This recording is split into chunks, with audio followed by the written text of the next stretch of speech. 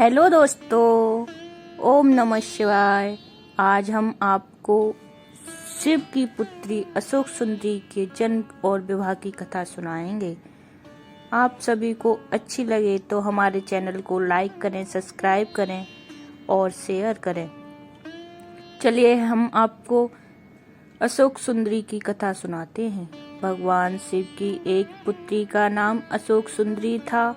हालांकि महादेव की और भी पुत्रियां थीं, जिन्हें नाग कन्या माना गया।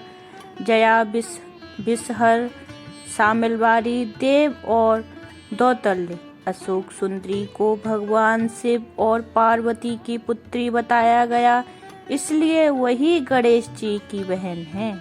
इनका विवाह राजा नहुस से हुआ था। पद्म पुराण के अनुसार अशोक सुंदरी देव कन्या है।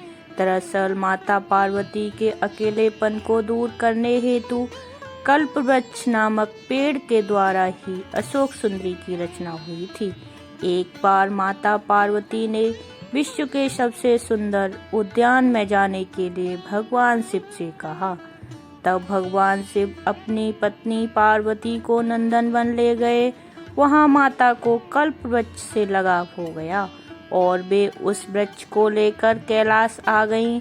कल्प वृक्ष मनोकामना पूर्ण करने वाला वृक्ष है। पार्वती ने अपने अकेलेपन को दूर करने हेतु उस वृक्ष से यह वर मांगा कि उन्हें एक कन्या प्राप्त हो। तब कल्प वृक्ष द्वारा अशोक सुंदरी का जन्म हुआ। माता पार्वती ने उस कन्या को वरदान दिया कि उसका विवाह देवराज इंद्र जैसे शक्तिशाली युवक से होगा। उसी वरदान के असर के कारण एक बार अशोक सुंदरी अपनी दासियों के साथ नंदनवन में विचरण कर रही थी।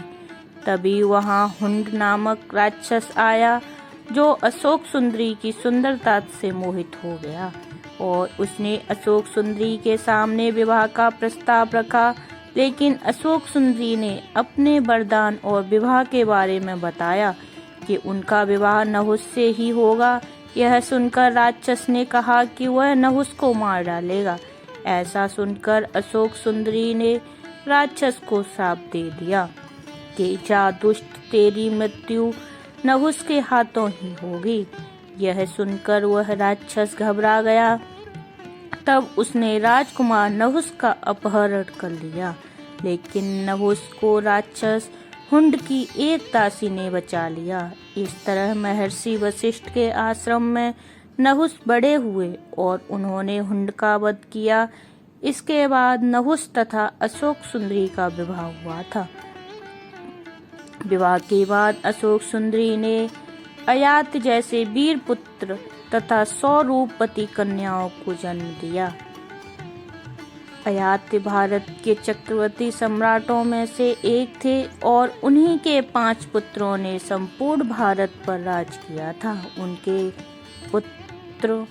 पुत्रों के नाम इस प्रकार हैं: पुरु, यदु, तुर्बस, अनु और द्रुहु।